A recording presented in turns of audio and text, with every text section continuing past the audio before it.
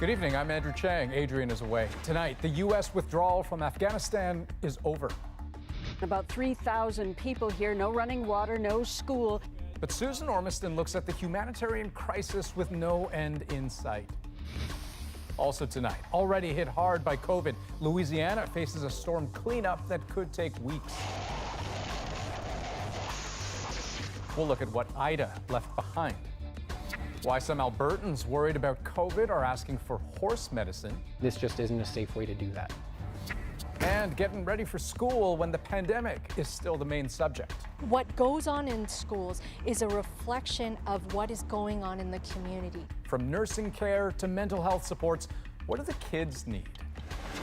This is The National.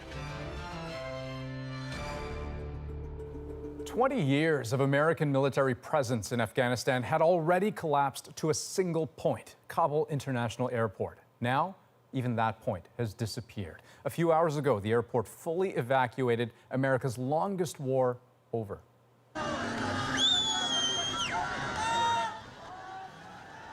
In Kabul, some celebrated in the streets and fired hails of bullets into the night, but others were trying to get out right up until the last moment. More than 120,000 had been airlifted out of that airport over the past few weeks. According to one military unit, the 18th Airborne, this is the last U.S. soldier to leave Afghanistan. Susan Ormiston is in the region, and she shows us how the final U.S. evacuation, like so much of this war, came under pressure, under fire, and with dire consequences for civilians. An air bridge nearly done, with only hours left. Last glimpses of Kabul by air. A rocket barrage nearly threatened flights today. This burning vehicle was the makeshift rocket launcher. ISIS claiming it fired 6 Katyusha rockets from a car, but they were intercepted by an air defense system. People are terrified, worried about the future and more rocket attacks, he says. The U.S. is now being blamed for a drone strike Sunday on a car loaded with a bomb, but the strike reportedly killing a family of 10, including children. These were normal people. They had civilian jobs. We are aware of reports of civilian casualties, and we take these reports very seriously. As the Taliban cements its power, fears are propelling thousands of Afghans toward neighboring countries, like Pakistan. And this squalid settlement in Islamabad, over a decade old. 17-year-old Zakarullah and his family drove for 3 days to get here. The situation back home is bad, he says. We're looking for a better future. But here doesn't look better. This is the product of an earlier wave of migration from Afghanistan. About 3,000 people here, no running water, no school. And Pakistan is now resisting the thousands more trying to get across the border, fleeing the Taliban. Pakistan has long ties to the Taliban, yet millions of Afghan refugees are already here.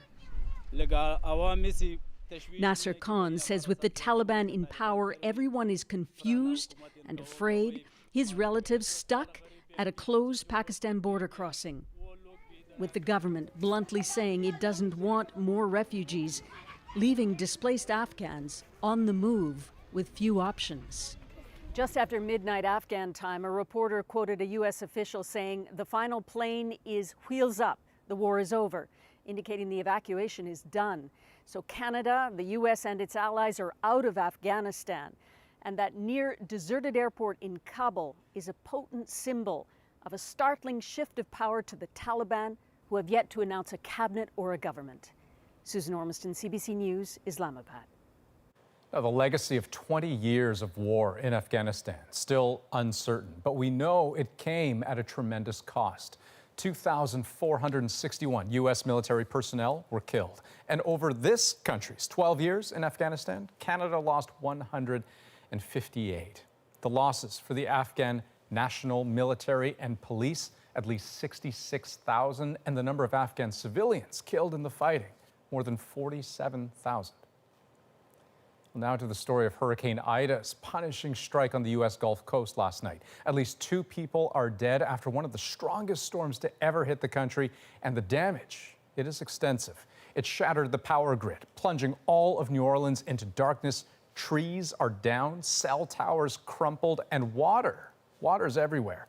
Tonight, Ida is a tropical depression making its way through Mississippi and Alabama.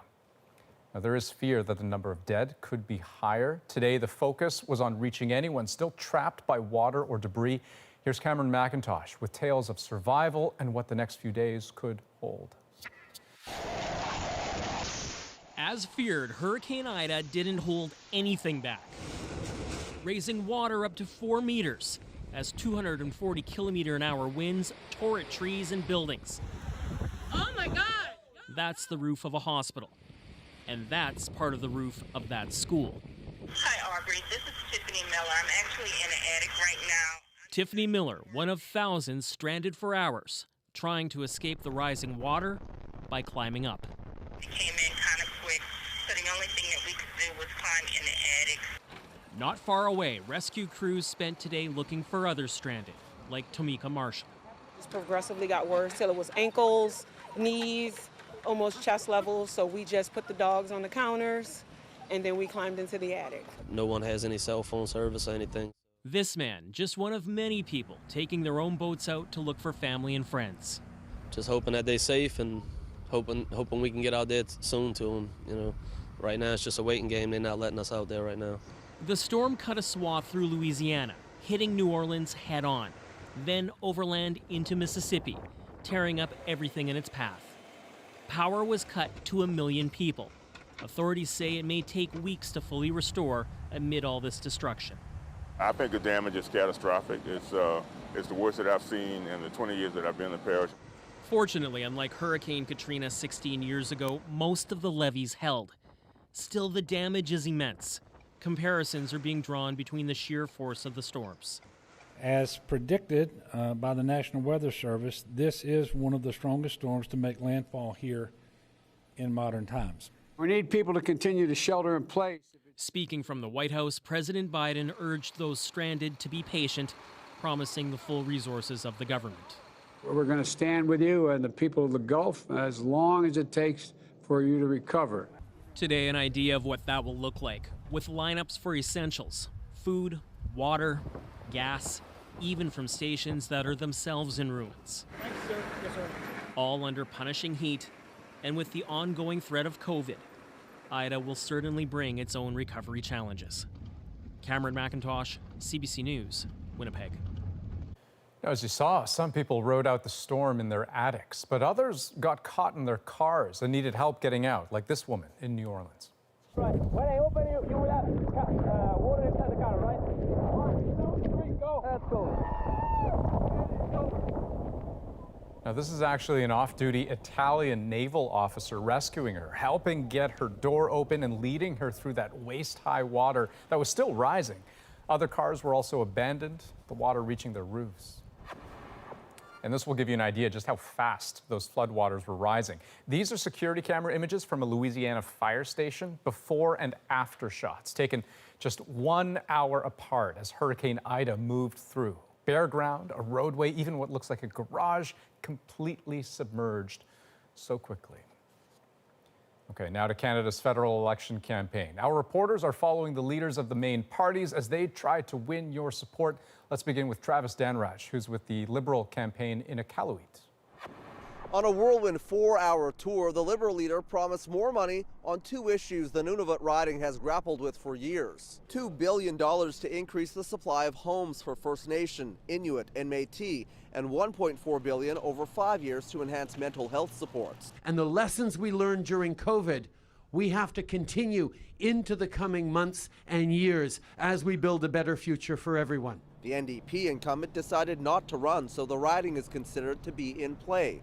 All 3 major parties are running female candidates here and making promises on infrastructure, cost of living, and access to services. I'm Nick Boisvert with NDP leader Jagmeet Singh in Ladysmith, BC. Today, more details on a defining campaign pledge to raise taxes on wealthy Canadians and corporations and use that money to improve social services. We can invest in a brighter future. We can do it. It just takes the will to do it. And New Democrats have the will. Singh says an NDP government would close loopholes that make it too easy to shelter money and step up enforcement by the Canada Revenue Agency.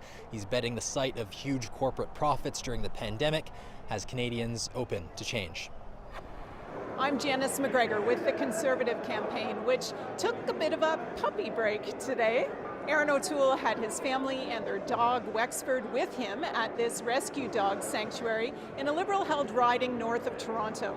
Having a dog or cat helped many Canadians through the pandemic, but this surge in pet ownership had a dark side. We saw a growth in puppy mills and illegal imports, criminal groups taking advantage of Canadians' love for their pets.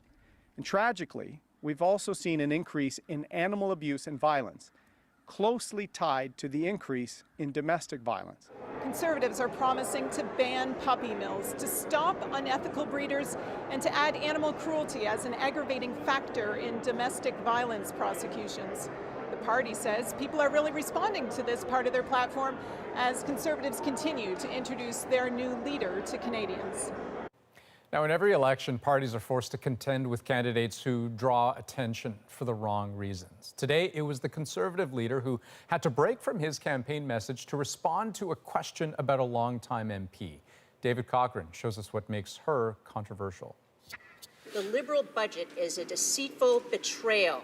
Cheryl Gallant is an outspoken Conservative MP who makes frequent videos to express her views. But her YouTube page has been scrubbed clean after this video became an issue. How long do you think it'll take before the Trudeau Liberals start calling for a climate lockdown? It wasn't just the words, but the images, deemed inappropriate by her party as angry protesters stalk Trudeau's campaign. CBC News has obtained copies of the now private videos. Trudeau is using the pandemic to rob Canadians blind. She tries to link Trudeau to conspiracy theories about the global elite. You recall these statements from Justin Trudeau. Great Reset. She even suggests electric vehicles are deadlier when involved in an accident. Does the paramedic know to check to see if electrocution is a risk before helping a victim? And so, at a campaign announcement to ban puppy mills, Aaron O'Toole faced questions about dog whistles. In 2 decades as an MP, she's made a series of statements that are not founded in fact. So why is she allowed to get away with it?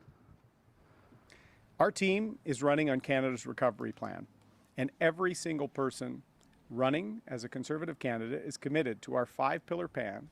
That reassurance from O'Toole also came with a warning that any candidate that doesn't fully support his plan won't be allowed to sit in his caucus.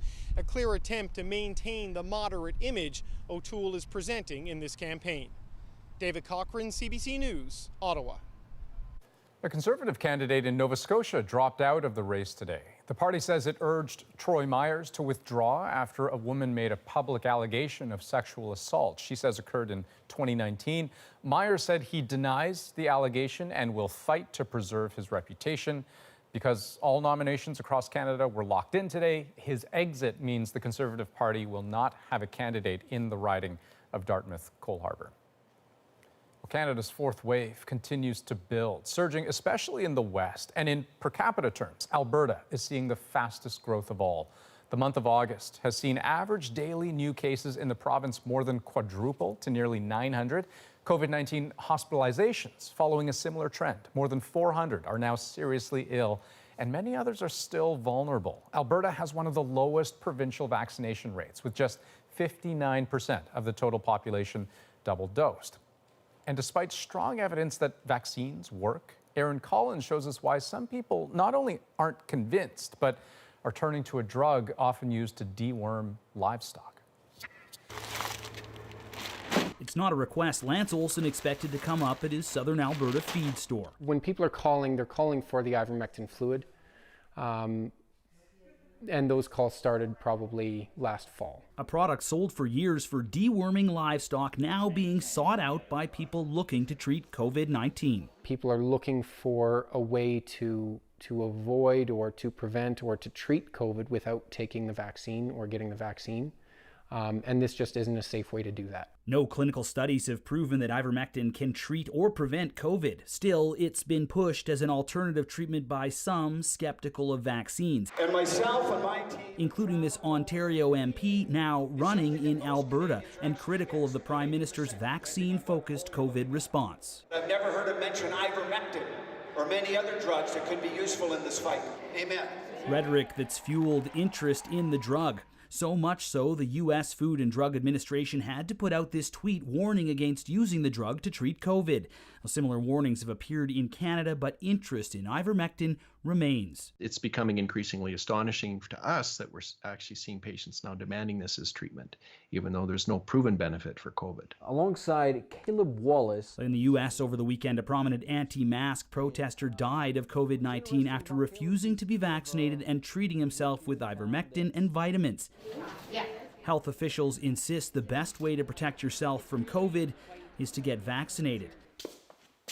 Back at Lance Olson's feed store, he's moved his ivermectin to the back room. So what are you telling people when they come in looking for ivermectin? Don't take it. It's not approved for human consumption, and it could seriously harm somebody. It's a message frontline health workers here worry isn't getting through. Aaron Collins, CBC News, near Calgary. The U.S. is urging Americans not to travel to Canada due to COVID-19. The Centers for Disease Control issued a warning today, noting a high level of infections in this country. Dozens of other countries are under the same advisory, including Australia and Germany. Well, bighorn sheep in southern British Columbia are dying off in alarming numbers, and scientists say there is little they can do to save them. This amount of loss this quickly is devastating. I don't really have any other words for that. Up next, the disease that's killing them and why things are expected to get worse. And later, it's an anxious time for kids and their parents. So masking, physical distancing, the screening, we're cleaning high contact areas. What schools are doing to keep students safe as they return to the classrooms. Plus, this. Without further ado, I'd like to introduce you to one of Brittany's bridesmaids. A pandemic wedding and a bridesmaid beamed in for the occasion. We're back in 2.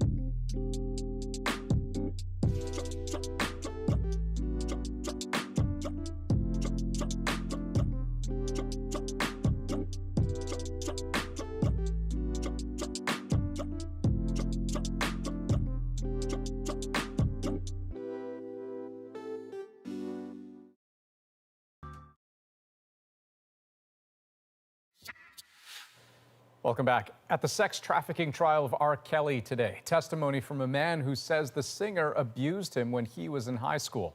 Several women already testified against Kelly, alleging they were sexually abused.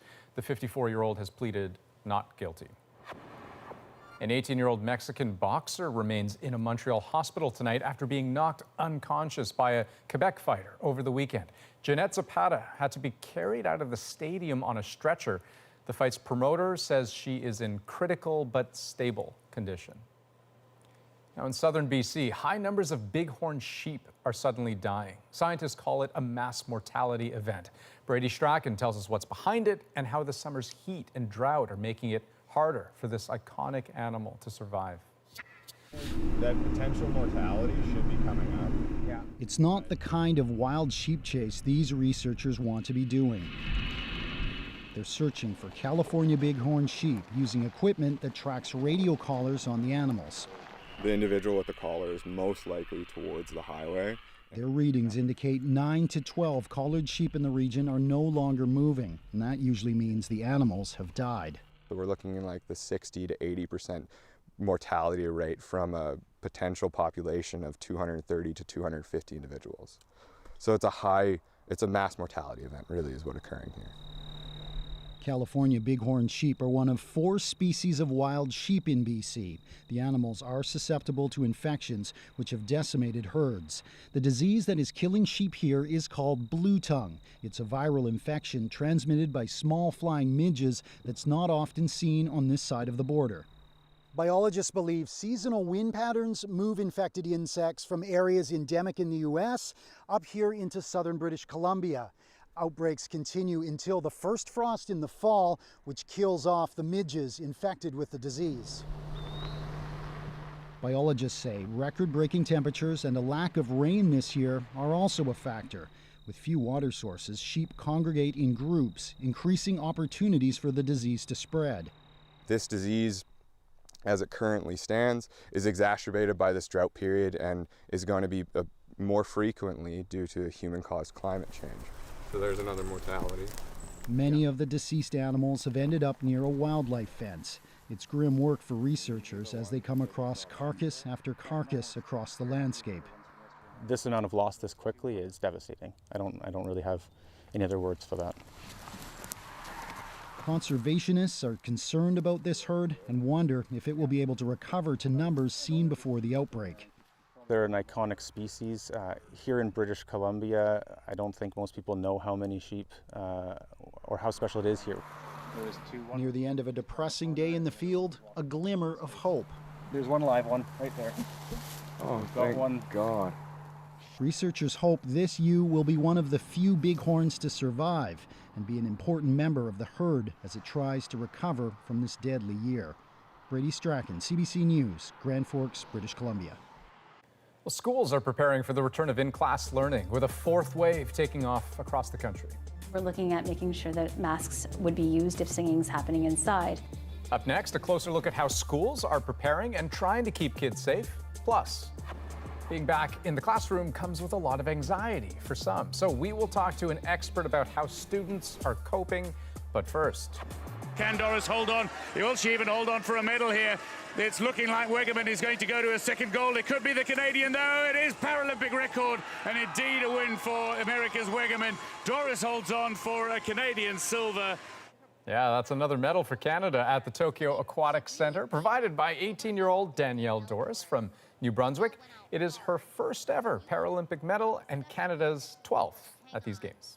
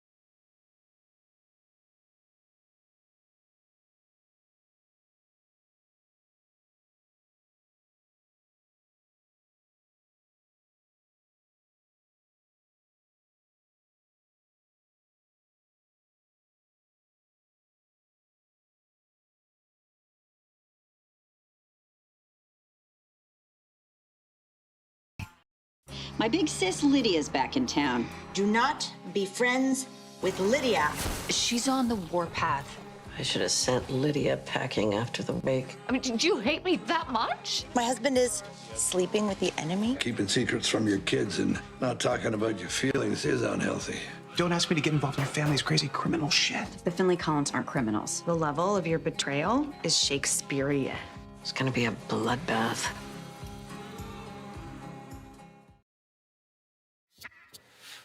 Welcome back. The end of August still feels like full-blown summer, but it's also back to school season right across the country. And once again, it is happening under a COVID cloud, with many areas now in a fourth wave of this pandemic. So tonight, as part of our Back to School series, Deanna Sumanak-Johnson takes a look at some provincial plans to keep students safe. So we have a hand wash station here right inside the class? Yes. And hand hygiene is so critical. At this Hamilton Public School, safety comes first this school year. So masking, physical distancing, the screening I already mentioned. We're cleaning high contact areas. Those measures are required by the Ontario government, but the board is adding a few of its own. For singing inside, it was supposed to be allowed without masks. We're looking at making sure that masks would be used if singing's happening inside. There is some motion sensor that will allow the unit to increase the airflow and the filtration. But there's concern Ontario's school safety plan falls short on things like smaller class sizes and mandatory vaccinations for teachers. Still, it's the country's most cautious approach, requiring kids from grades 1 through 12 to mask up. Parents in BC want something similar. We just heard that the masks will be mandatory from grade 4 till grade 12. And I think that a lot of parents that we're hearing from are very disappointed with that. They wanted it to be kindergarten to grade 12, pretty much. Alberta and Saskatchewan are not requiring things like masking and distancing this school year, though some school boards are adding them back. This pediatric infectious diseases specialist says it's tough to compare plans. Each school district, each municipality will have different needs. But she says there's one thing all communities can do to keep schools safe and open. What goes on in schools in terms of the number of positive cases is a reflection of what is going on in the community. So highlighting what we can do at a community level to reduce transmission in our community so that we can decrease how often cases are brought into the classroom. Dr. Wong also says school safety plans have to be dynamic, able to change quickly as infection rates do, and we've already seen that. Quebec, for example, initially said it wouldn't mandate masks in schools, but then just last week, it said they were required, proof that uncertainty and inconsistency will once again be part of this school year. Deanna Sumanak-Johnson, CBC News, Toronto. Now, with in-person learning on the horizon, COVID is not the only concern that is top of mind. Nerves and anxiety and mental health, also something to be mindful of. Have a listen to what some teachers and parents had to tell us. As an educator, I'm very fearful for the mental health and well-being of my students because of the gaps we've seen widen over the past 1.5 years in terms of academics, socialization, food security, and poverty. I'm worried about my kids who are under 12 and heading back to school in September after 16 months of interruptions and the anxiety associated with further lockdowns as we head into the fourth wave. So wearing my kindergarten teacher hat, kids need to see facial muscles, and they're not doing that with the masks on. And wearing my teenage dad parent hat, my boy is going to be worried about who is vaccinated and who isn't. It's not good for anyone's mental health. So look, here to tackle some of these concerns, Dr. Shimi Kang, a psychiatrist in Vancouver, also author of The Tech Solution. Dr. Kang, good of you to join us here today. Good evening, Andrew. So Dr. Kang, I mean, it's tempting to think of kids like rubber bands, right? You pull them in all kinds of uncomfortable positions, but then they snap back when things get back to normal. How would you, though, temper or complete that thought? I would say even pre-pandemic, kids were under immense strain, and we knew that stress was the #1 health epidemic with rising rates of anxiety, depression, video game addiction, cyberbullying, all kinds of stuff were on the rise. And then the pandemic hit. So as you just heard by the video callers, this is top of mind. Mental health, social connection, resiliency. We are seeing cracks. We were seeing them before. I feel that one of the biggest threats and issues of our time is the mental health and wellness of young people. So after 18 months now, we're seeing the effects of chronic stress, which does have impact on physical, mental, social health. So although kids are highly resilient, and I certainly believe that many will do just fine, we really have to look out for those at risk, those who are already in challenged situations. Have you heard maybe poverty, maybe violence in the home, maybe mental health issues already, and look out for them and plan for a successful school year. Right, because what would you say is the most common source of anxiety? Is it just the regular back to school jitters? Is it that all of this normalcy is kind of flooding back all at once, or is it something else? What is it? I would say it's all of that. Plus, of course, COVID, and many people were hoping that it would be completely gone, and we don't have to wear masks or worry about it or think about it as much anymore. And of course, as you heard, we're heading into a fourth wave. So all of that puts pressure on the young brain. So the young brain, doesn't have the problem-solving capacity. Often it can get overwhelmed. It can get triggered by that freeze, fight, or flight stress response. Freeze is anxiety. Fight is they're irritable, they're angry. And flight is they want to escape. So they're turning to technology. They're turning to social media and video games. Older teens, drugs and alcohol rates are on the rise. So all of that really is coming together in a perfect storm. Okay, and Dr. Kang, you mentioned technology there, right? And that's something that kids maybe have become, a little too acquainted with over the course of the pandemic. And you talk about them, potentially turning back to technology when they feel that rush of anxiety. What is it in that vein that you would tell to parents when they're thinking, okay, how should I help my child through the kind of resumption of school if I'm noticing something is off? Yeah, so we really have to understand we need to move from screen time to screen quality and start to guide our children to what I call a tech diet. So tech is not all bad, it's not all good. In fact, when we look closely at it, I call it the fire of our time, meaning that it is a human innovation, just like fire, and those that learn how to use it well will go further and farther than ever before. And those that don't can get burned and burn down the village. So we need to teach children that there's toxic tech that is really not good for them, releases cortisol, and that includes things like cyberbullying and the hate online, but also comparing your life to others and that fear of missing out. And social media really contributes to that. Okay, and Dr. Kang, I have time for one last question. If you were to just give kind of one final piece of advice for parents in terms of how to recognize that something is off, beyond what usually might be off, and then what to do about it, what would you say? Yeah, so young kids often don't express their feelings. They don't have the language for it, but they can also often experience it in their body. So tummy aches, headaches, and school refusal is a big one, and really not making sense as to why, because they can't communicate. But what I tell teachers and parents and everyone is this, to remember this rhyme. It is where focus goes, neurons grow. Despite all the stresses, despite the anxiety we're talking about, we want to keep the focus on the positive. School is a positive time in many people's lives. It's a time of learning, social connection. So really putting the focus there, planning ahead, and building a routine as much as possible so that you get off to a good start. All right, Dr. Kang, always good to talk to you. Thank you so much. Thank you. Now, in Ontario, some children who require extra support may not be heading back to the classroom. Farah Morale shows us why and looks at the growing calls for the government to do more. Want to hold Mommy's hand? Oh, thank you. Caden Duta was supposed to start junior kindergarten next week.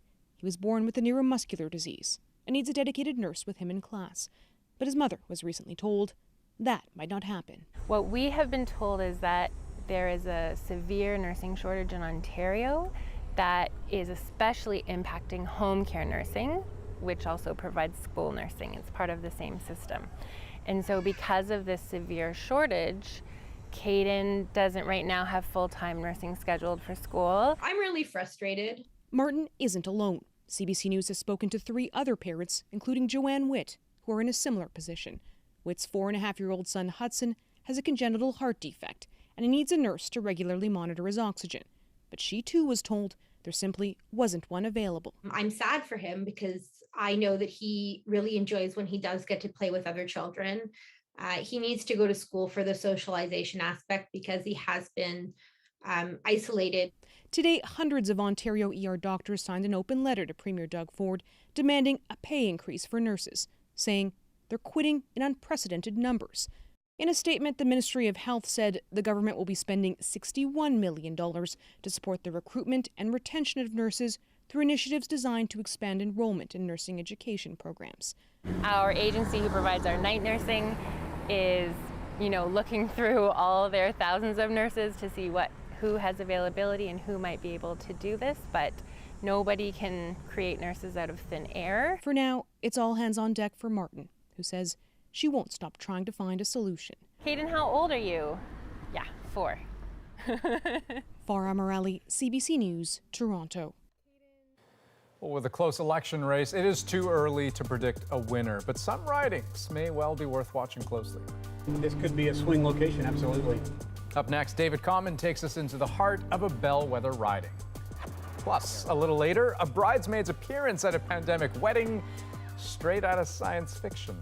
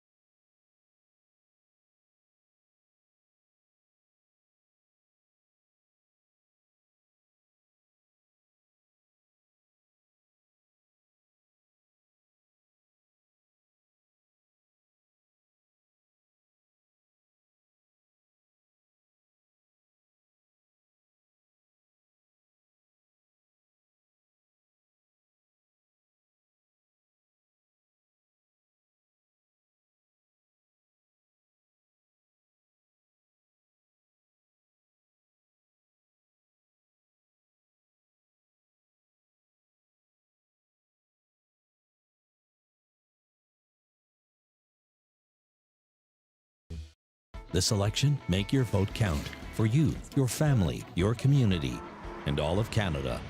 The health of our country, how the economy is handled, and what it means for every Canadian. Your vote counts. Your vote matters. Because this election is about you. CBC News is here to listen to what matters to you, answer your questions, and provide you with the tools you need to make an informed decision. Informed by you, Canada Votes 2021. With Election Day just 3 weeks away, the leaders of the main parties were out in full force fighting for your support. Voters from all 338 ridings will decide the next government, but some ridings just tend to be in step with the national mood.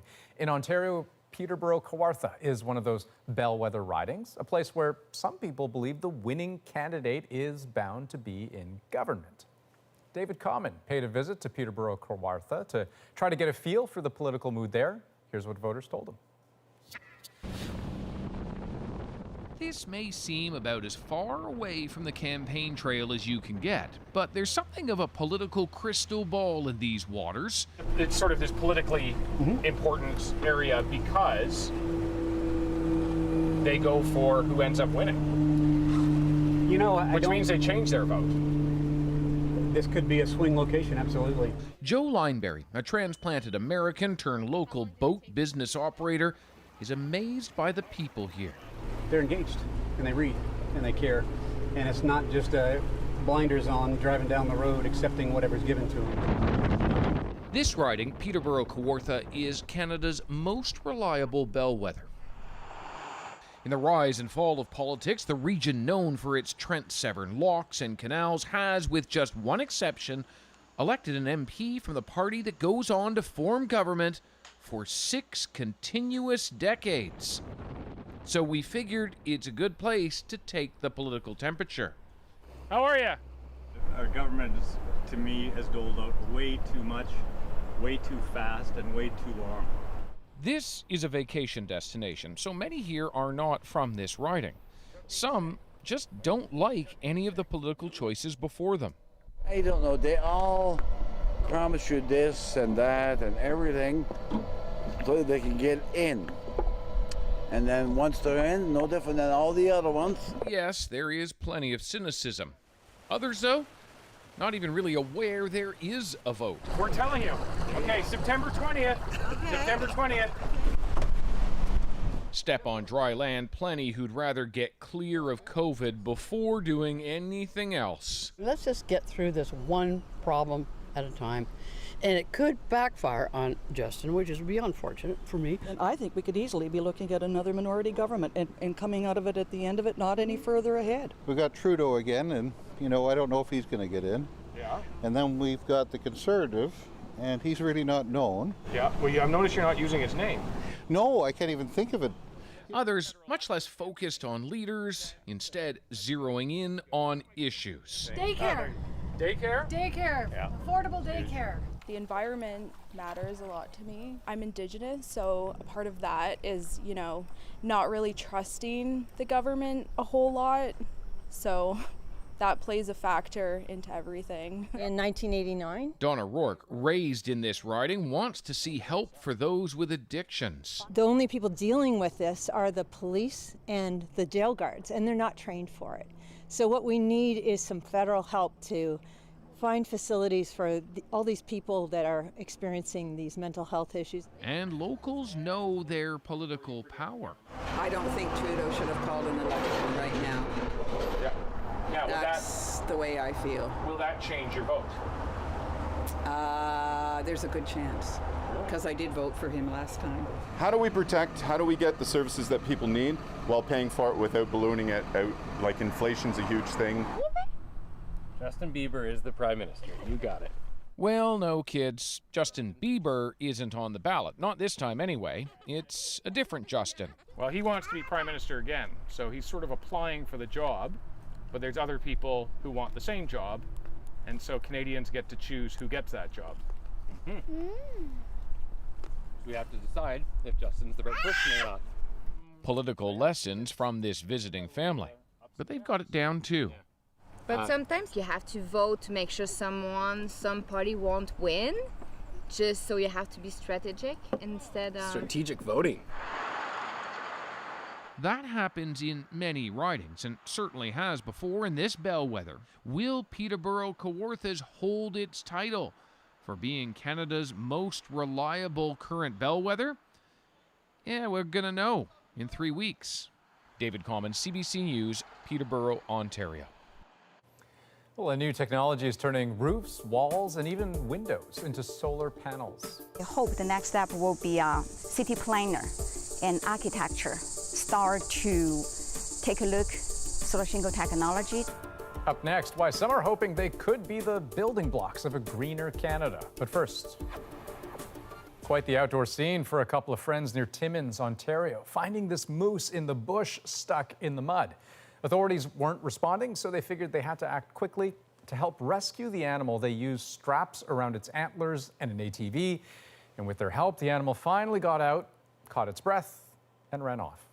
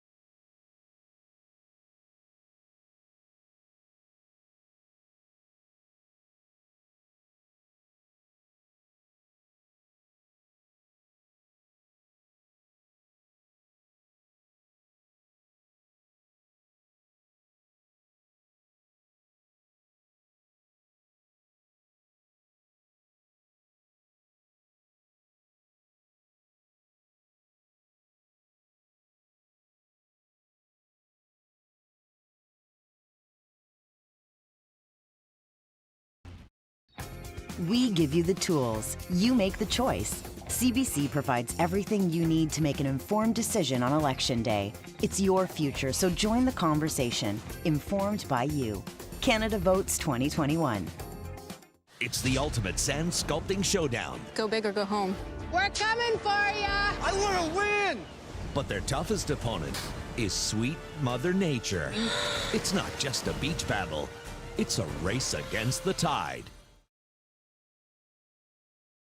I'm Jamie Poisson, and tomorrow on CBC's Daily News podcast, Front Burner, after 20 years, the U.S. is slated to withdraw from Afghanistan on Tuesday. A view from the ground in Kabul. Subscribe wherever you get your podcasts. Some images from the Skaha Creek fire near Penticton, BC, which doubled in size overnight to more than 200 hectares. But authorities say so far it's not threatening the city. There are more than 220 active wildfires across BC, though the number of evacuation orders and alerts in the province has been steadily falling.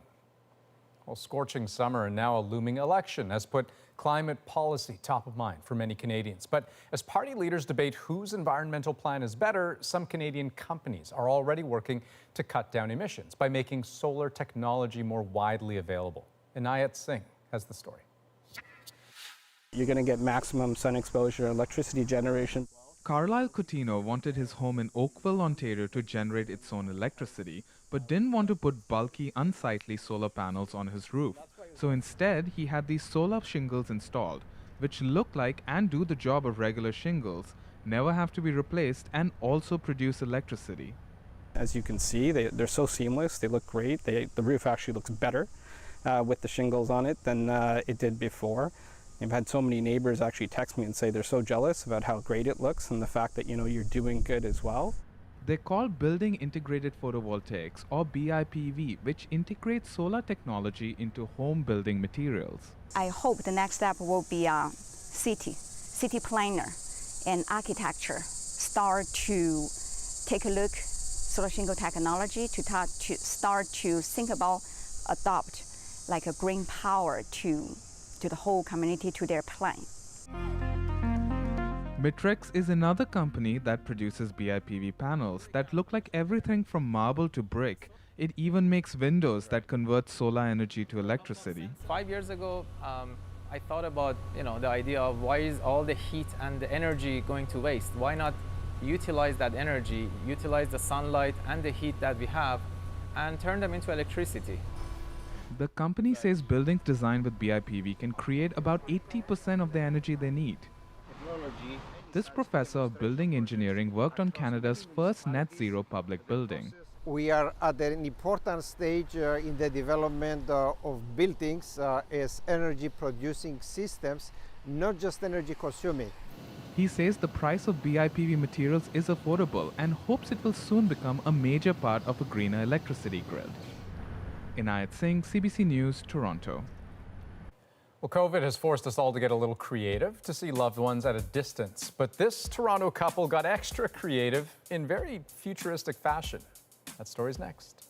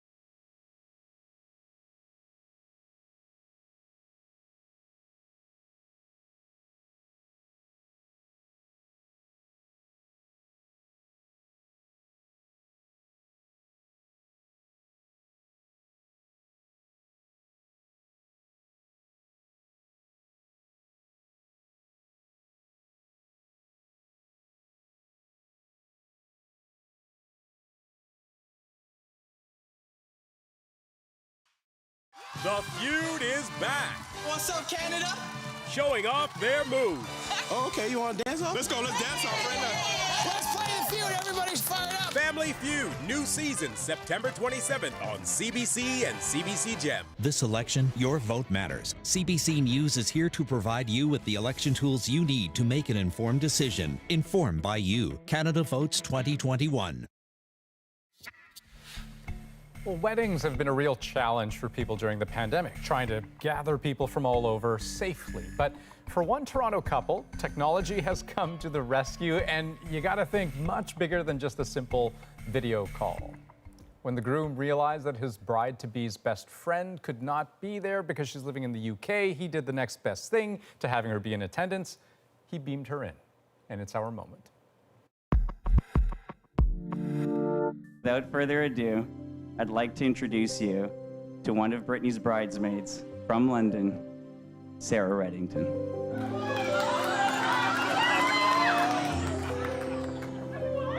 Ring, ring. London calling. You look so beautiful. Oh my God. Husband of the year. I was absolutely heartbroken when we learned that we were 3 weeks short of her coming.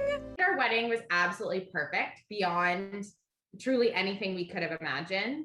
And I say that truthfully, but this was the cherry on top. It'll definitely be something we talk to our grandkids about. I wouldn't miss this, baby. I think a lot of people are speechless. I'm pretty much speechless. This is incredible, but I love you so much. Thank you. We will see you so soon. Have a great night. Congratulations.